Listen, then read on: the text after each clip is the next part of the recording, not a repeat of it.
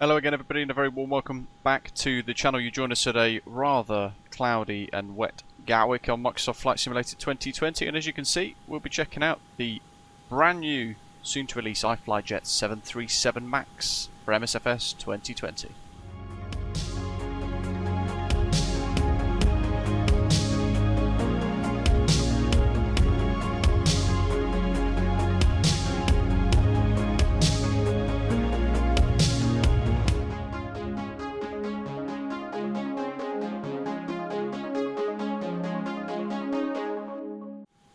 So here she is in the developer's own branded livery.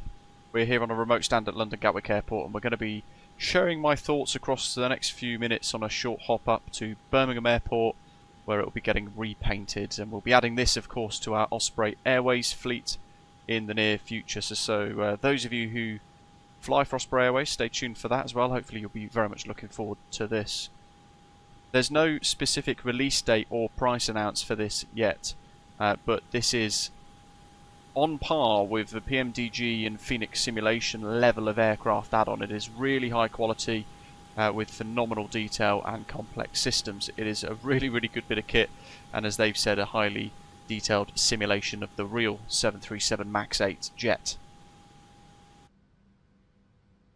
And they've gone to town with the interior as well, as you can see here in the cabin with this livery. We've got the wonderful 737 MAX kind of sky ceiling system with the nice lighting. We've got the overwing exits and lots of placards and everything included here as well. And actually, small things like the clickable tray tables which you can fold away. So there are animations within the cabin as well, which kind of enhance your simulation if that's your kind of thing. And the curtains. Much like the 737 800, 900, the flight deck is roughly the same, but as we can see there as a little early glimpse, there is a lot more sort of glass cockpit tech within it. They've even, for those of you who love this kind of thing, simulated the toilet, because why not? It's the small things, isn't it, that we all enjoy. So that can go away like so. Door animations from the inside are really good.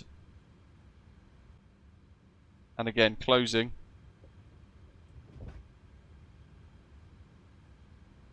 With a couple of nice sounds as well. And the interior is mighty impressive. This small little, sort of first class cabin area, very nice. And even worth mentioning, the overhead bins actually kind of open and close as well. It's absolutely phenomenal. I've not seen anything like this in a flight sim product before. But anyway, into the flight deck, and instantly you see the level of detail here from Flight 1 and the iFly development team. Couple of bits behind the flight deck seats, including the pop-out seat, which has got a stunning, really stunning animation attached to that. And it does show actually how cramped this flight deck is in comparison to some other aeroplanes like the Airbus A320s and all that sort of thing. On the left behind the captain's seat we've got little bits of clothing hung up, uniform, all that sort of thing. And they've even done an animation of the window,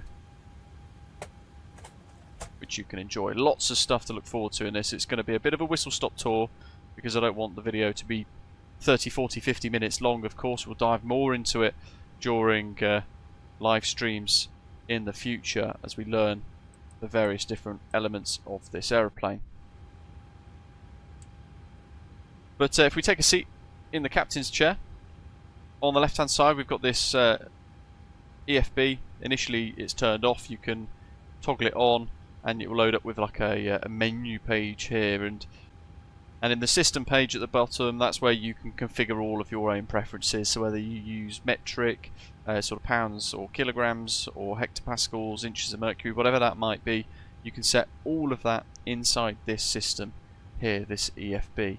And there's also a video screen which allows you to have a little look at flight deck security. Performance-wise, this is a pre-release version, by the way, so features may change prior to release. Might be tweaked, improved, moved slightly. In the performance page, we've got Takeoff performance calculator, and the aircraft, of course, supports a SimBrief integration with an Avigraph account, and it produces, based on your settings, a really nice takeoff performance. There's also a landing performance tab. We'll look at that shortly into the flight, and we'll go from there. But it's a very intuitive, easy to use and understand system. It's a very impressive bit of kit. And as we mentioned before, there's that system page. So ground support, for example, gives you a couple of different pages allowing you to set up the exterior of the aircraft based on what your preference might be as well. So like the refueler that we saw connected to the aircraft, as we pan around at the start of the video, we can disconnect him. And you can tweak whatever you want. You can set failures, random failures, you can clear them if you get them and you aren't sure how to deal with it, and you also have a pushback system incorporated in here. There's a lot of stuff involved, and you can dig around and have a little look and explore this. Your SimBrief ID goes into the ACAS page there.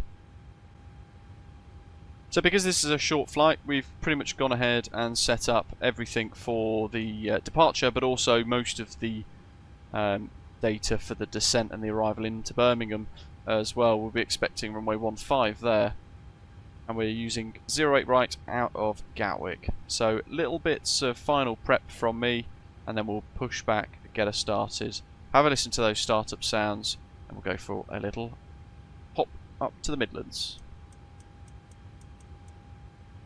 It's worth mentioning the iFly team have also got a Discord. You can find out how to join that by going to flight1.com/discord, and the invite will be there. Microsoft Flight Simulator 2024 is on the horizon as well. They're planning on a free upgrade to the new version of the sim, if possible for the first purchasers of the product, but the time frame for this is unknown because the team at iFly don't have access to Microsoft 2024 for any development, unfortunately. And the EFB, we've kind of touched upon that, but there is so many different options. It's worth delving into because it's an incredibly complex bit of kit within the simulation as well, that EFB. It gives you access to change lots of different features, popping the Wi-Fi antenna code on and off, having those air stairs installed into the aircraft for those of you who are lovers of Ryanair operations, for example, and all that sort of thing as well. So do dive into that. It's phenomenal, the amount of stuff they've fitted into this aeroplane. They're also developing at the moment, with no ETA, it's worth mentioning, some cabin announcements, the 737 MAX8 200 variant, and some alternative cabin layouts as well.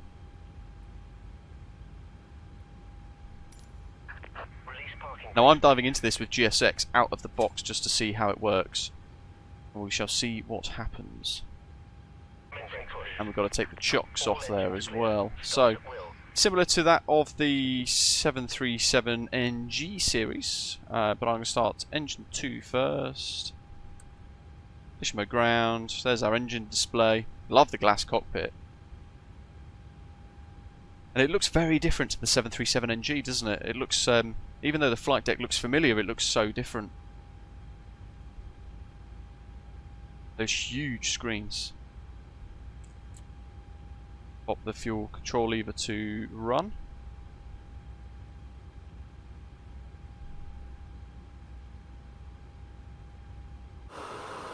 GSX actually working straight out of the box pretty well actually for this aircraft.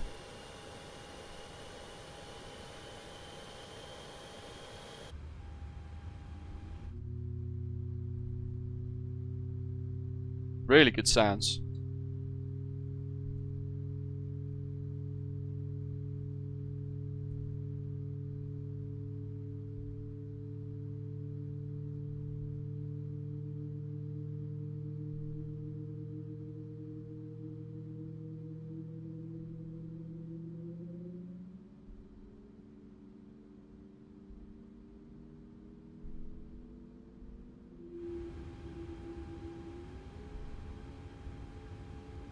That little transition there, that frequency pitch change. Woo, that's really, really cool. Put that to continuous. Transfer Gen 2 online. Please set parking brakes. Unlocking gear. Much like the 737NG series, the park brake works the same way. You've got to depress those brakes fully, then select the lever, pull the lever up.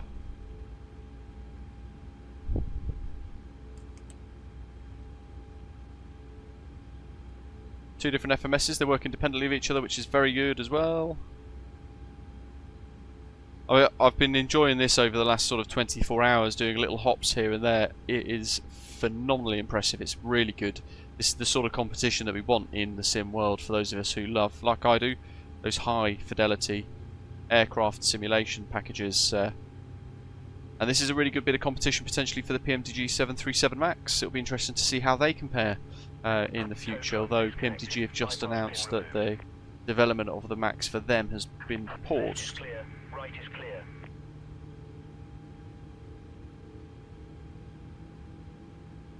Got a VSD as well. Really cool bit of kit. We'll see how that works in the descent. Love the sounds. Pop that open. We get the whole richness of the sounds pop in.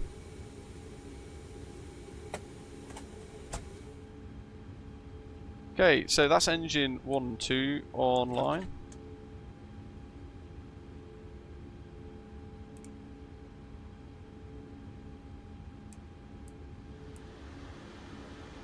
Put the packs on.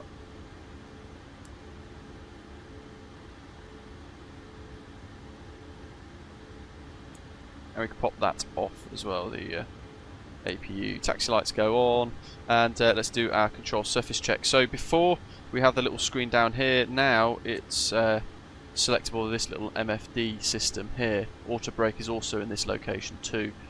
So we've got system page there, and you can see there the changes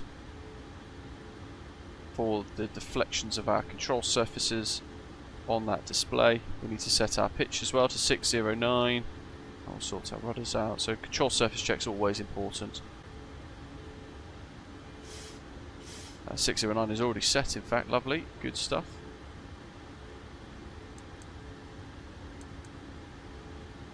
And because it's an MFD, you can leave those on automatic.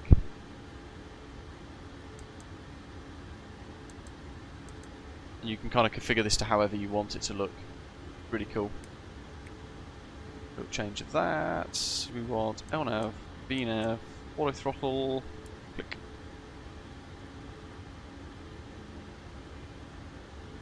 Want that to go across to HP8. Same with the standby instruments.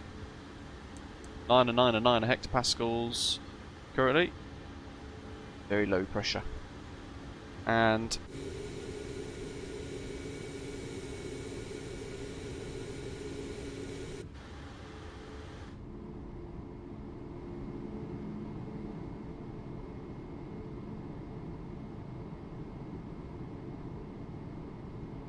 we also want to set some flaps.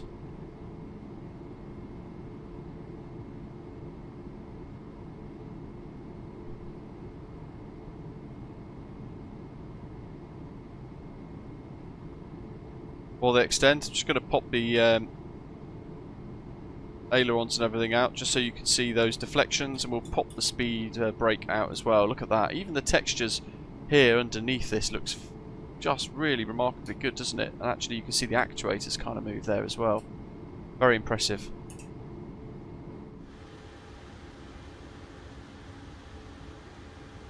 So we've got flat 5 sets. We've got that on the display there as well. Okay, so brakes off.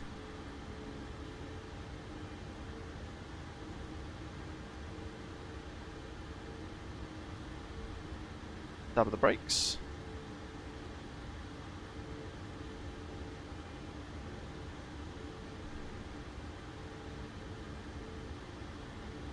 And it's a short hop, but what I've done is I've added a fair bit more fuel than I otherwise would do in the aircraft, just for weight purposes more than anything else. So we get a feel for what it might like, fly like and handle like in a situation if we were flying for 3 or 4 hours for the purpose of today. In the manager there are a couple of TUI liveries included and some other liveries as well. So you'll be able to enjoy some liveries straight out of the box upon release. I'll be looking forward to doing some TUI 737 MAX8 ops out of Bristol, for example. The rudder pedals for me a little twitchy, but I could be able to change that using the sensitivity options in my MSFS menu.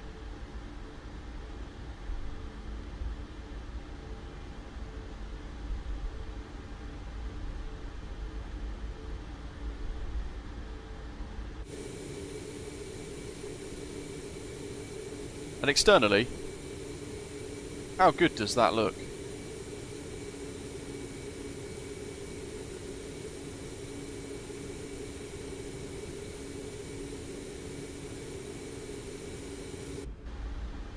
As always folks, hit like, hit subscribe. I'm really interested to hear your thoughts in the comments section below. I know 26 right. It's even got the runway situation stuff in it. That's phenomenal. I think that's the first aircraft that's got that included by default in the package. That's phenomenally good. So we should get that as well. We get closer to 08 right and 08 left runway callouts. That's very good. That's really impressive. This might rapidly become my favourite aircraft in the sim, you know. And as I've mentioned to those of you in Discord, put a thing out on my community tab the other day, I have been a little late with some of these preview videos. I can only apologise for that. I've got a new puppy at home that's 9 weeks old, so we're putting a lot of time and energy into her development and making sure she's settled, learning the right stuff and all that kind of thing, and that's become the priority really more than anything else.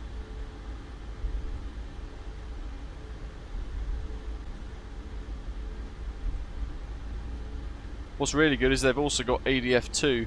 The PMTG 737NG series only has ADF1 working and ADF2 is in op. They've actually got this one working, which is really good to see. Just gives you that added little bit of flexibility for NDB approaches. Airports like Birmingham, for example, have got quite a few NDB based procedures, and that's where having a second ADF becomes very useful. Handles on the ground very nicely. It feels quite light and quite responsive though, and again, like I said, it's my sensitivities more than anything else, which I'm still tweaking.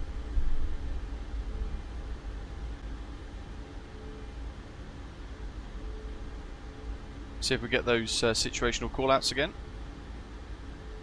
Lining up, got everything else prepped, so all our lights and everything set as we need for departure.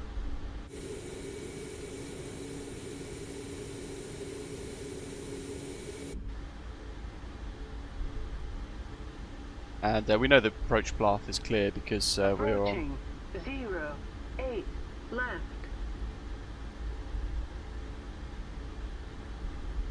Unicom. Not on VATSIM, we're offline rather.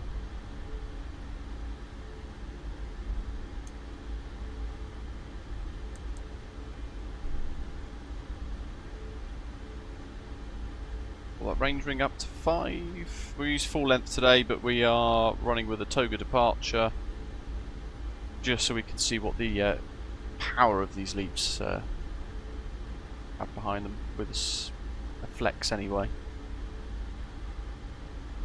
So we'll pop the stick forwards. Everything's set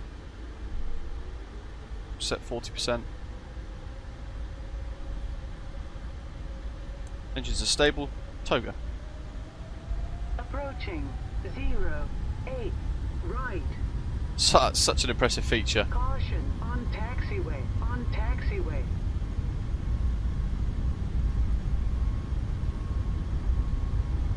$80 knots.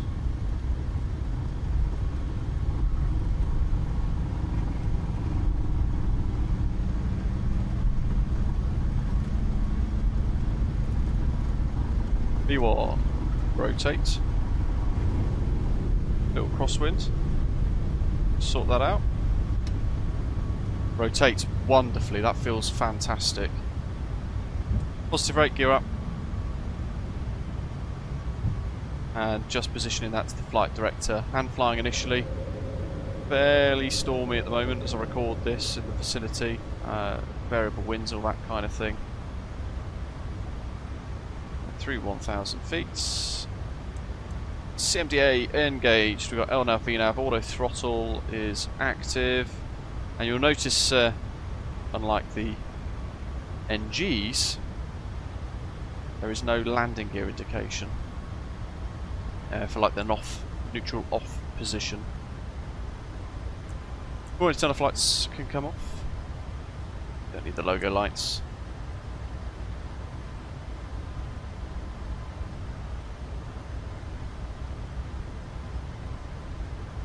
We'll continue up through to flight level 220, which is our very brief cruise altitude for today.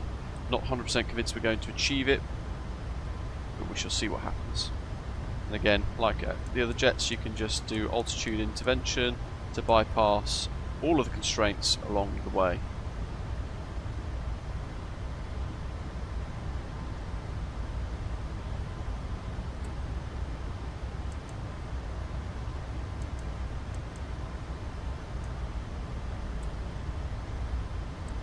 Order brake off.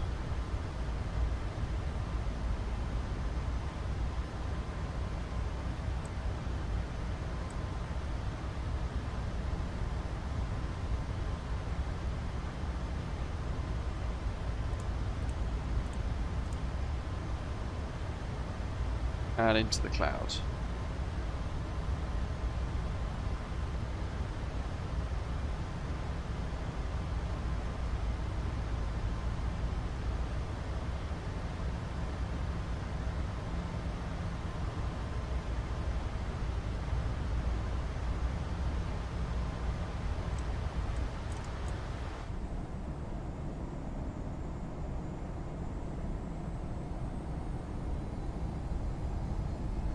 Flaps are being wound in at the moment, so just watching the retraction schedule there of the slats as we go through the cloud.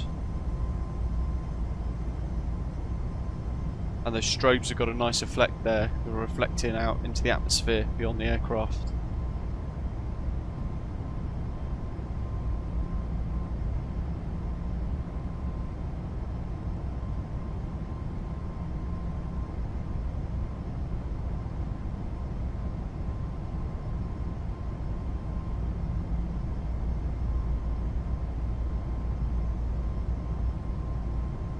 A little bit of wing flex as we slice through the cloud.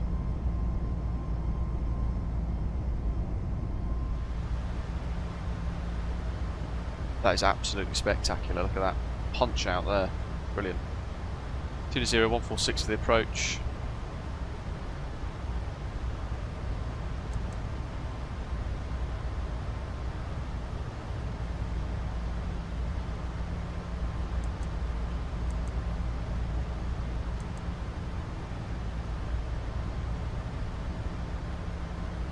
And aircraft performance is really brilliant in this aeroplane. It's super smooth. Bearing in mind that the complexity of the simulation, they've achieved performance similar to what PMDG offer with their 737NG series and their 777. It's a very, very good aircraft by means of performance in the sim.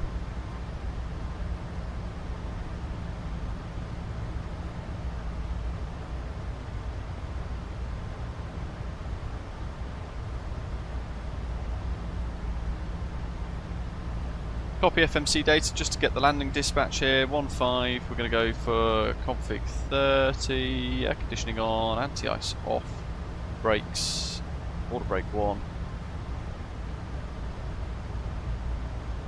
And conditions getting a little bit worse in Birmingham. QNH 909 at 8 hectopascals. Outside air temperature is 13 degrees. They've got some light rain and drizzle reported. But we'll leave it dry for now, and you get this really nice performance calculation there with the quick turnaround weights and all that sort of thing. Approach speed flap 3155 knots, landing distance 3045. So we'll go auto brake 1, and then I'll revert into sort of manual brakes and see how they feel when we touch down. And that'll be the plan.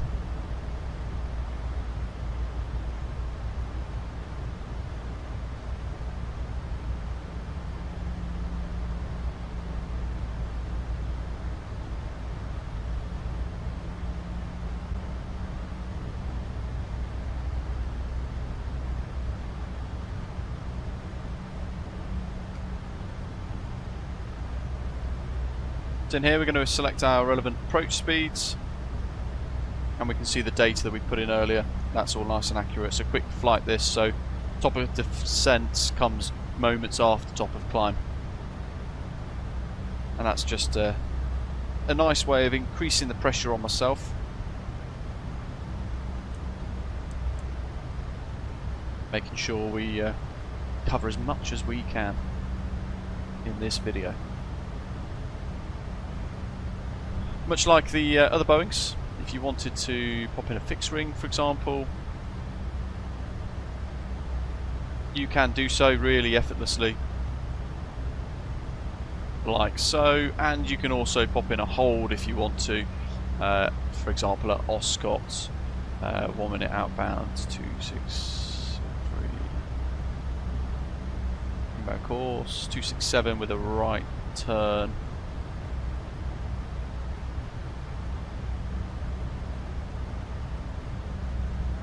Like so.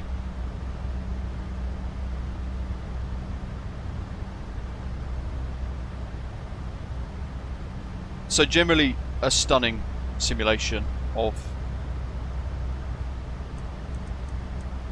one of the most recent kind of 737 aircraft flying around in the skies as we know it.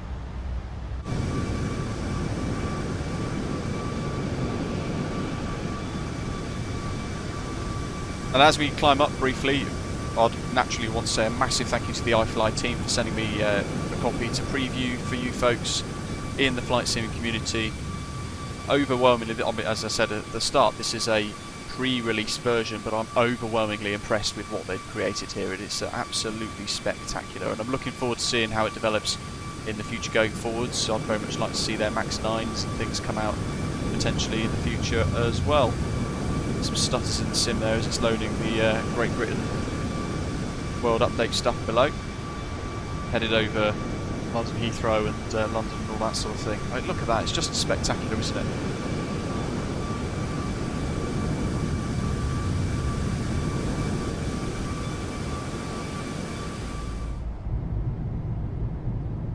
In the cabin in flight, seatbelt signs up on the top. Let's have a quick look while we have a moment.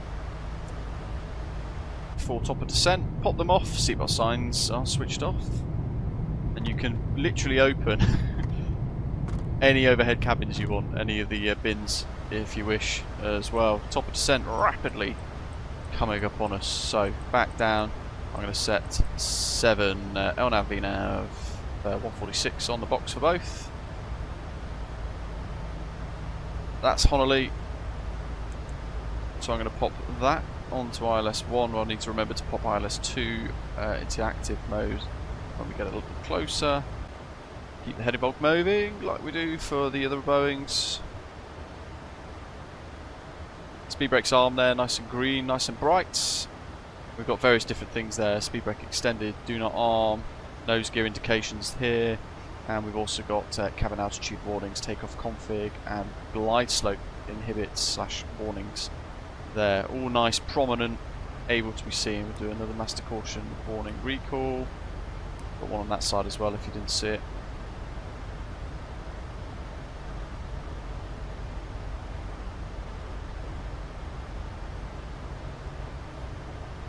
And we'll work on down towards Birmingham. In the descent, just wanted to briefly show you the VSD. Pop that on and it looks like this. So you can see our descent there and the target well in. You've got the channels. It's just absolutely phenomenally good. This is bloody brilliant.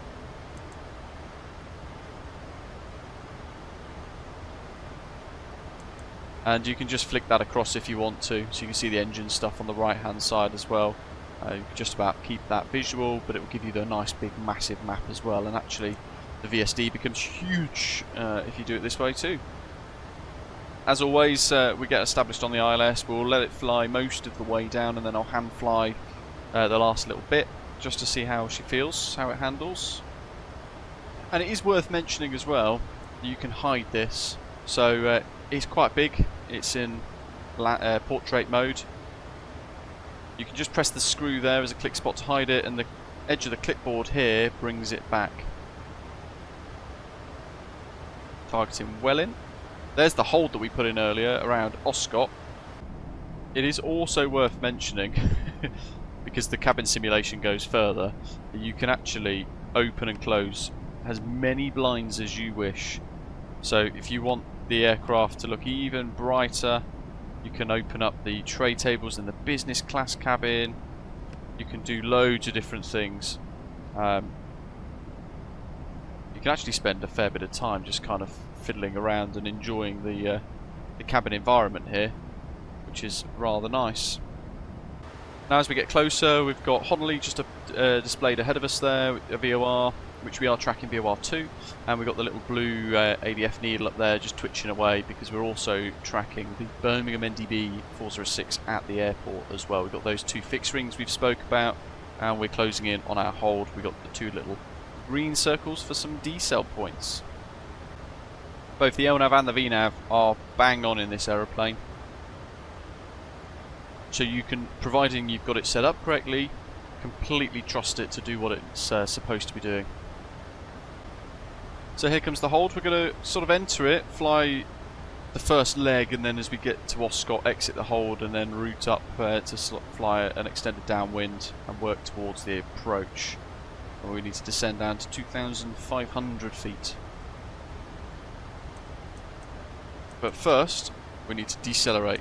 Max 210 knots for the holds, and we're going to have to go through minimum clean. So flap limits 250 for extension. We're well within that. Flaps 1. They're travelling on the right hand side.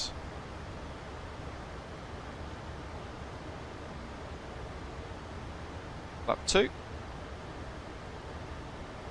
and green.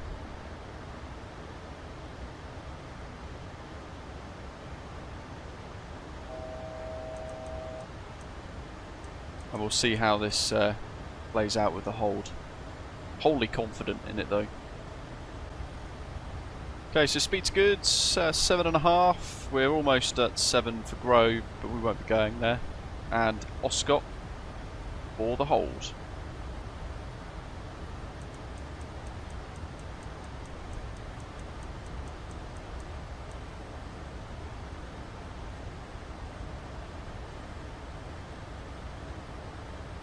It's going to have to level off in the descent here in the turn. Gone for a 30-degree angular bank.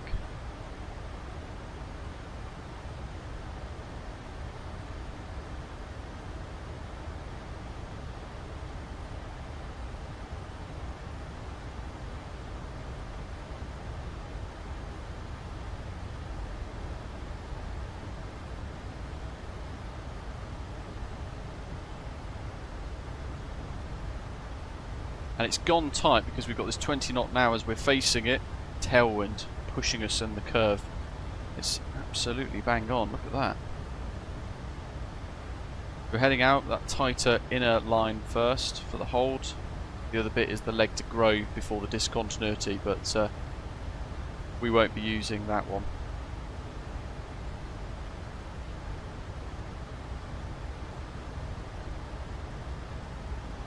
And as always, we can arm the exit for the hold, like so.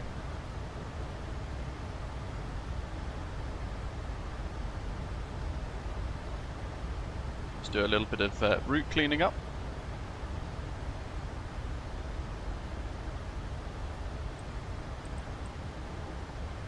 And as we mentioned before, we need 2,500.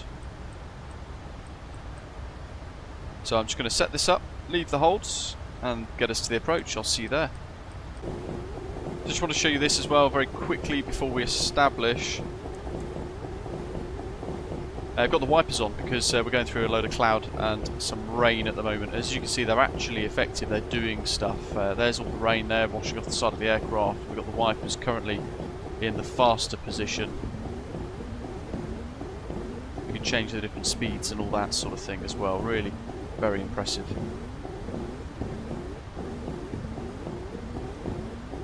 We just wait now for the capture.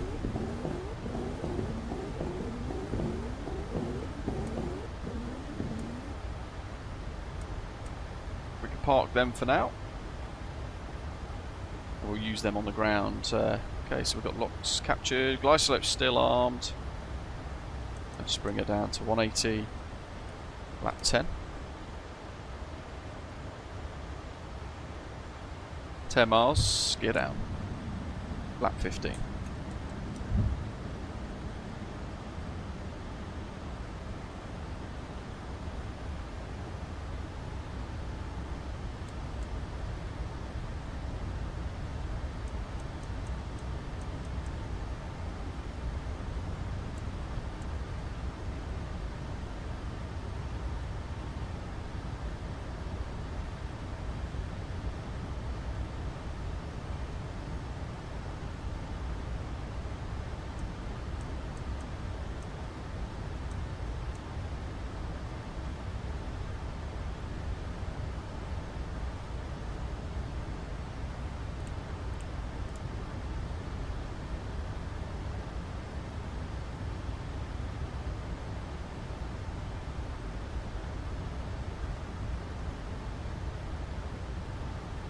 QNH to 997, 130 at 8, 5,000 meters visibility we've got, so we'll see how we get on with the approach.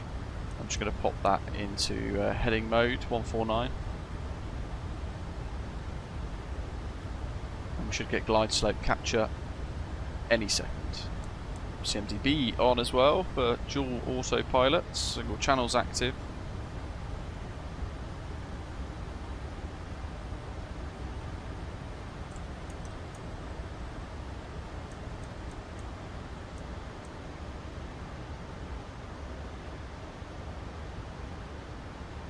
We're at 149, 154.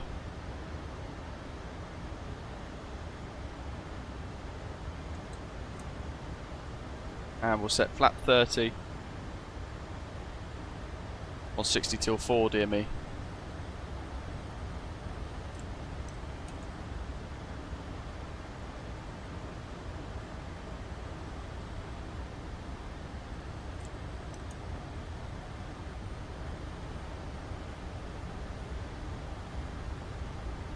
Got flap 30, gears down 3 green, speed brakes armed, missed approach, we've briefed for that as well. It's fly runway heading, then we're going to turn 166 degrees, further instructions from ATC.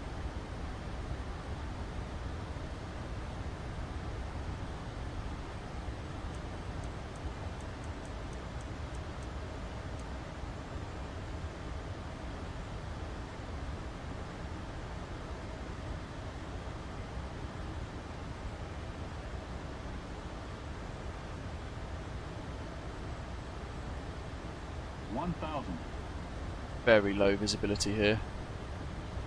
It's a very nice pitch on the approach. There's the runway. Approaching 15. Phenomenal. I love that.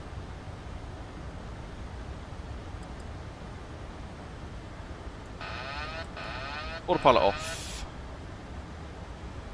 My controls. I'll just let the speed creep up slightly, just because I'm not sure if this wind's going to whip around and wash off some speed. The way this hand flies is very nice. Actually, probably one of the better ones I've flown in a sim. 300.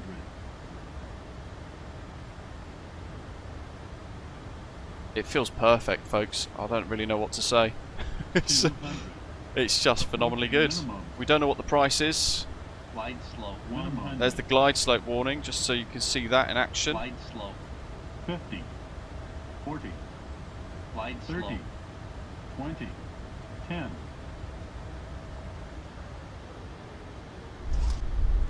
And touchdown. Reverse green.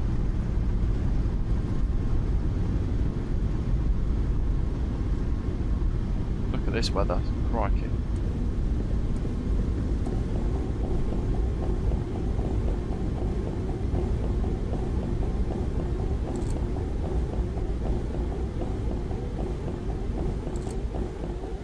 Okie dokie.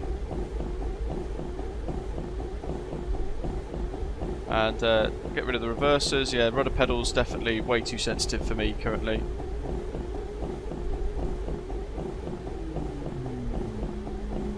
Hear that? Little whack of the old brakes. You can hear the whirring of them as they engage. Nice touchdown. 262, 1.2 on the touchdown markers. We can go ahead and sort out the rest of our after flights, sort of after landing checks and all the rest of it as we vacate.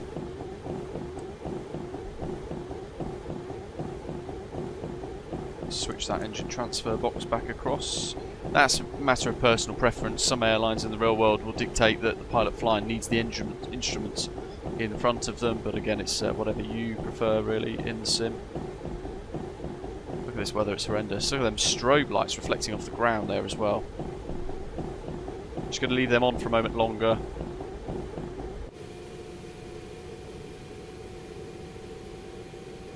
So you can see them in action like so. Look at that.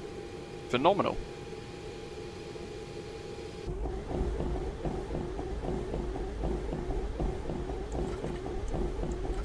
Get the APU online. Just going to set the stand up with GSX, and we'll use 41 Charlie just here to park.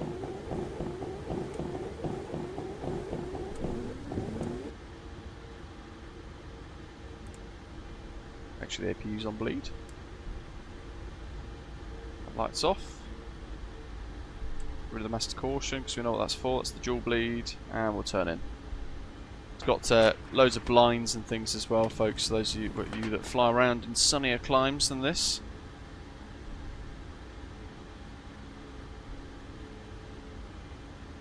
So yeah, what do you guys think? Let us know down in the comments section below. I can't wait to see this released. Again, yet to know what the price or release date is for it. They're yet to be announced. Follow the Flight 1 announcements in their official Discord, which you can obtain, like we mentioned at the start, from their website. But in the meantime, as always, thank you very much for flying along and watching. The links to their Discord and their website will be in the description down below. And I hope to see you join me in a live stream in the very near future. But in the meantime, as always, we'll pop the engines off, get rid of the seatbelt signs, and I'll see you next time. Thanks for watching. Take care.